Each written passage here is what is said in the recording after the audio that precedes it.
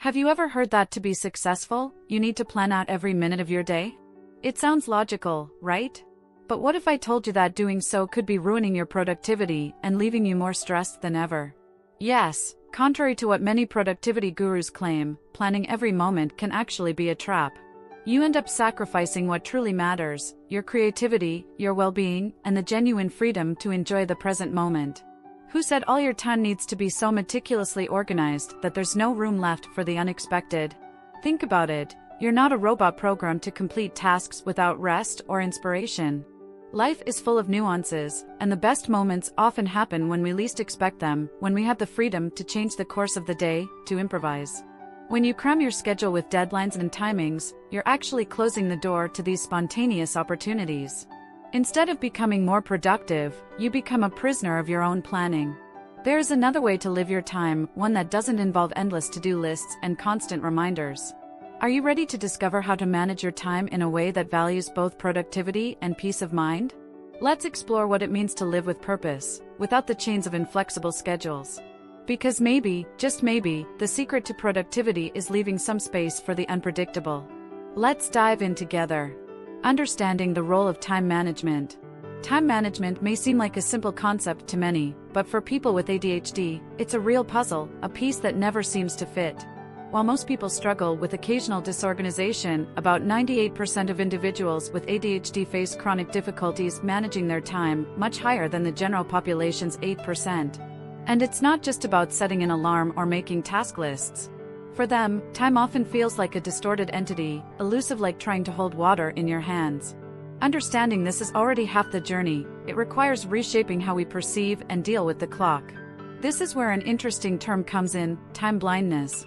For many individuals with ADHD, the concept of time nearsightedness means that distant tasks appear like a vague, foggy nebulous, while those approaching feel like a tidal wave ready to crash. It's like being in a race and only seeing what's directly in front of you. That's what many experience daily. But understanding this quirk is key to creating adaptable ways of navigating between daily demands, avoiding getting overwhelmed by the sea of deadlines and obligations. Thus, the role of time management for those with ADHD becomes more than just an organizational technique, it becomes a strategy of survival and adaptation. It requires patience, acceptance, and above all, creativity to overcome these temporal traps.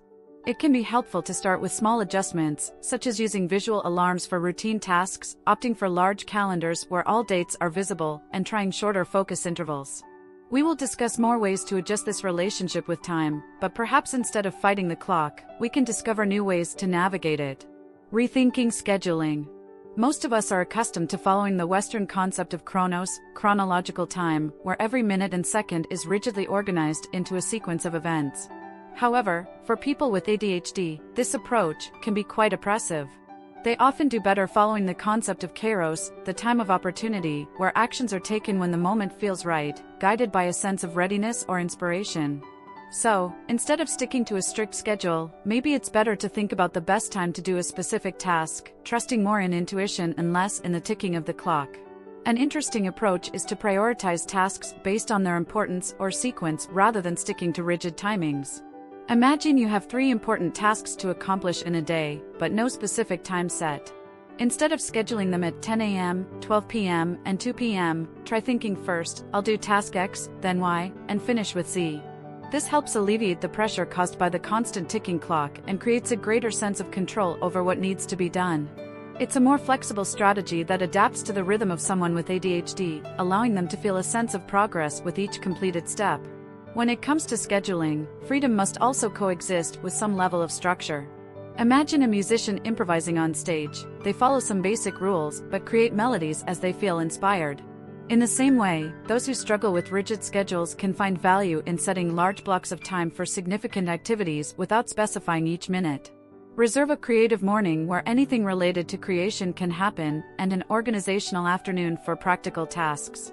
This structured freedom allows embracing both kairos and chronos without losing sight of priorities. Practical alternatives. It's interesting how, sometimes, periods of rest or apparent idleness can be the most productive and creative moments for those dealing with ADHD. Contrary to popular belief, idle time isn't wasted time. On the contrary, it creates space for new ideas to flourish. Imagine someone lying on the couch, doing nothing, and suddenly, a light bulb moment occurs. The solution to a tough problem just pops up as if by magic. These moments, without pressure, allow the mind to breathe and find unexpected connections. Therefore, cultivating these periods is essential for genuine productivity. Another key point is learning to ride the wave of inspiration. People with ADHD tend to function far more efficiently when they feel motivated or inspired. It's like catching a wave at the right time. Hesitate, and you miss it, but if you catch it, the sensation of flow is amazing. When these moments of energy and inspiration arise, it's crucial to act immediately, whether it's to finish a project or address a pending task. Taking advantage of these peaks in productivity can turn that constant feeling of being behind into a rhythm that aligns more closely with one's nature. The idea here is not to eliminate organization completely, but rather to avoid overplanning, which can lead to burnout. When everything is meticulously scheduled with no room for deviations or surprises, the tendency is to feel suffocated and demotivated. That's why balancing flexibility with essential deadlines is key. If there are non-negotiable deadlines, focus on those commitments while allowing room for the unexpected.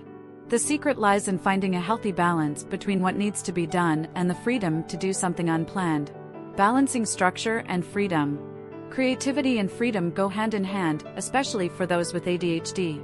The idea of filling every minute of the day with a predetermined task is like trying to catch a bird in mid-flight. It simply clips the wings of creativity. Many moments of brilliance come from unexpected situations when there's room for spontaneity.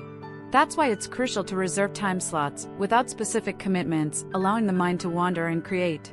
This approach allows ideas to flow naturally instead of trying to force them into a rigid mold. Having time wisdom is another essential skill to develop. Many people with ADHD fall into the trap of underestimating or overestimating the effort required when estimating the time needed for a task. A practical strategy is to keep track of how long each activity actually takes. Use a timer or an app to log it and learn from experience. This way, future estimates become more accurate, leading to more efficient and less frustrating planning. This practical time wisdom is a powerful tool, especially when combined with a more flexible schedule. And it's this flexibility that makes all the difference. Small adaptations, like setting meeting-free days or keeping flexible hours for certain commitments, can ease the pressures associated with time management. Imagine a writer who decides to keep Fridays for working without interruptions. It gives them a sense of control and peace that is essential for creative productivity. Such adjustments create an environment where a person feels comfortable being productive at their own pace, respecting their needs without feeling crushed by societal demands. Personal growth and well-being. There's a phenomenon that many with ADHD know all too well: revenge procrastination. It's that almost rebellious urge to take back control of time, especially after a day full of imposed commitments. When the clock seems to dictate every action, there's a need to reclaim lost time, even if it means staying up late just to do something that, at last, is a personal choice. This isn't just about procrastination, it's about seeking autonomy, a reminder that time is yours, and should include moments of joy and freedom. Still, living in society requires adjustments. It's as if there's a constant dance between being who you are and aligning with the rhythm of external expectations. Those with ADHD often have to adjust their natural impulses to fit the world's rules around them. But this doesn't mean losing authenticity. Small adjustments, like delegating more challenging tasks or setting clear boundaries to avoid an overwhelming schedule, help create a more harmonious relationship between day-to-day demands and one's unique way of experiencing time. Personal growth is directly tied to the ability to find this balance between being flexible and maintaining basic structures. After all, it's important not only to meet professional and social commitments, but also to preserve mental health and well-being. Finding time to care for oneself, whether through hobbies, meditation, or exercise, creates a solid foundation for facing external pressures without losing one's essence. For many, guided meditation or even a simple walk outdoors can make a world of difference. The key is to experiment until you find what best helps recharge your energy. As we wrap up our conversation about the importance of flexing your time management strategies, it becomes clear that true growth and well-being come from balancing productivity with freedom. Think about it. How would your life change if, instead of following a rigid plan, you allowed yourself moments of spontaneity? What's holding you back from experimenting with a little more improvisation and seeing how it could transform your days? Change doesn't need to be drastic, but it's an invitation to challenge the status quo and reclaim control over your own time. How about starting with just one small adjustment to your routine this week? It could be reserving a meeting-free day or choosing one morning to dedicate solely to what inspires you. Be curious and try it out. After all, life is made up of these unique moments. And if you enjoyed these ideas, don't forget to subscribe to the channel and hit the notification bell so you can keep learning how to live a lighter and more productive life. Let me know in the comments, which change in your time management are you going to try first? I'd love to hear from you.